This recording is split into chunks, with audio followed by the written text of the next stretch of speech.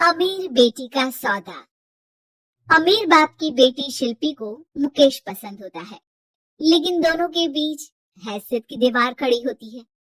और फिर कहीं नौकरी कर लो ना, क्या हमेशा ये लोहे की सलाखों के पीछे भागते रहते हो? कितनी मेहनत करते हो। शिल्पी, नौकरी से कुछ नहीं होगा। तुम लोगों की हैसियत तक पहुंचना है तो अपना ही बिजनेस करना पड़ेगा, वरना तुम्हारे पापा किसी और से तुम्हारी शादी करवा देंगे। अच्छा, ऐसे किससे करवा देंगी? मैं तो तुमसे ही शादी करूंगी। बोल दिया तो बोल दिया, बस। मुकेश उस बेचारी को समझाता भी तो क्या। दुनिया के रीति रिवाजों से काफी दूर थी शिल्पी। भले ही बड़े बाप की बेटी, लेकिन सादगी इतनी कि क्या कहना। बेटा शिल्पी, कल तुमको देखने लड़के वाले आने वाले हैं, तैयार रहना। मैंने तुम्हारी माँ को समझा दिया है। घर के सारे नौकर चाकर को वो समझा देगी कि स्वागत कैसे करना है। कैसी बात कर रहे हैं पापा? मैं तो मुकेश से प्यार करती हूँ, उसी से शादी करूंगी। मैंने आपको बताया था ना। मुकेश किसका बेटा है? वो स्टील किंग सिंघानिया का, या वो जो बड़े ज्वेलरी वाले हैं मेहता, उनका? नहीं नहीं पापा, अ, वो अपना ही काम करता है, लेकिन एस्टेब्लिश नहीं है अभी। पापा, वो आपके पास कब आएगा? जब कुछ बन जाएगा। आप प्लीज थोड़ा सा वक्त दे दीजिए। पिता को शिल्पी की बात पर गुस्सा आ जाता है। वो उससे कुछ नहीं कहते और शिल्पी की माँ के पास जाते हैं। ये संस्कार देकर बड़ा किया तुमने शिल्पी को, और कैसे मैं किसी भिखारी के साथ उसकी शादी कर दूं? कौन है ये मुकेश? मैं जानती हूँ, बड़ा ही होनहार लड़का है। शिल्पी से बहुत प्यार करता है और शादी करना चाहता है। अरे ऐसे कैसे मैं किसी से भी अपनी बेटी की शादी कर दूं? कोई भी उठकर आए और कहे कि मैं शादी करना चाहता हूँ तो मैं शादी कर दूं? कान खोल कर सुन लो, कल उसे अच्छे से तैयार कर देना, क्योंकि जो लड़का मैंने देखा है शिल्पी के लिए, वो करोड़पति घर का बेटा है, समझी?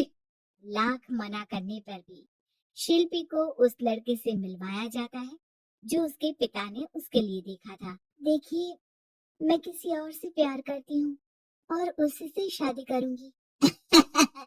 ये तो बहुत अच्छी बात है कि तुम किसी और से प्यार करती हो, क्योंकि मैं भी किसी और से प्यार करता हूँ। लेकिन शादी तो हम दोनों को ही करनी होगी। जानती हो ना, ये बिजनेस और ये सारा कुछ।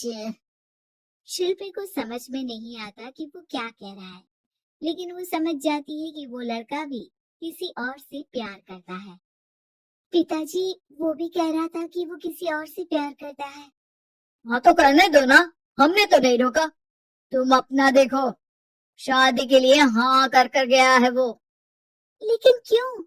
अरे वो और मैं दोनों ही एक दूसरे से प्यार नहीं करते, फिर शादी क्यों कर ले? पापा, एक बार सिर्फ मेरे कहने पर आप मुकेश से मिल ले। पिता शिल्पी के कहने पर फॉर्मेलिटी के लिए ही सही, लेकिन मुकेश को घर बुला लेते हैं। देखो, ज्यादा वक्त नहीं दे पाऊंगा। ये बताओ कि शादी के बाद कहाँ रखोगे उसे?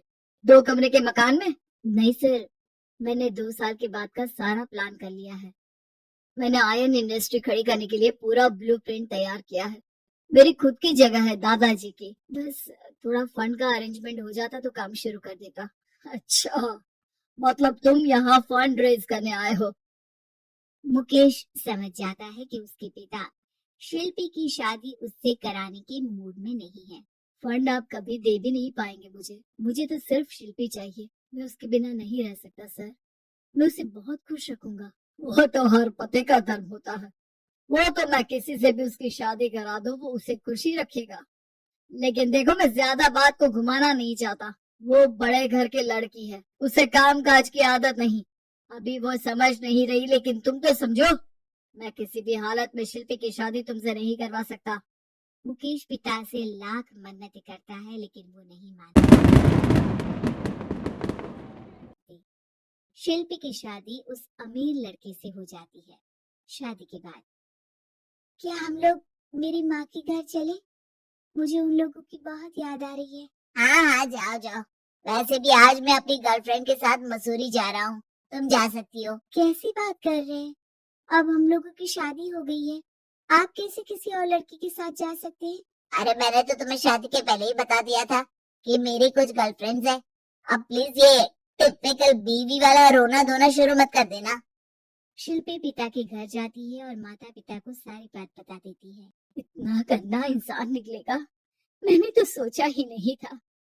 अरे क्यों कराई मेरी फूल जैसी बेटी की शादी ऐसे घर में। और तो क्या हो गया, शुरू शुरू में हर घर में ऐसा होता है, धीरे धीरे ठीक हो जाएगा। और वैसे भी उन लोगों के साथ हम लोगों की एक बड़ी डील फाइनल हुई है, समझी। उन लोगों से रिश्ता बनाकर रखो, तभी पैसों की बारिश होगी। पापा, अब समझ में आया कि आपने मेरे साथ ऐसा क्यों किया।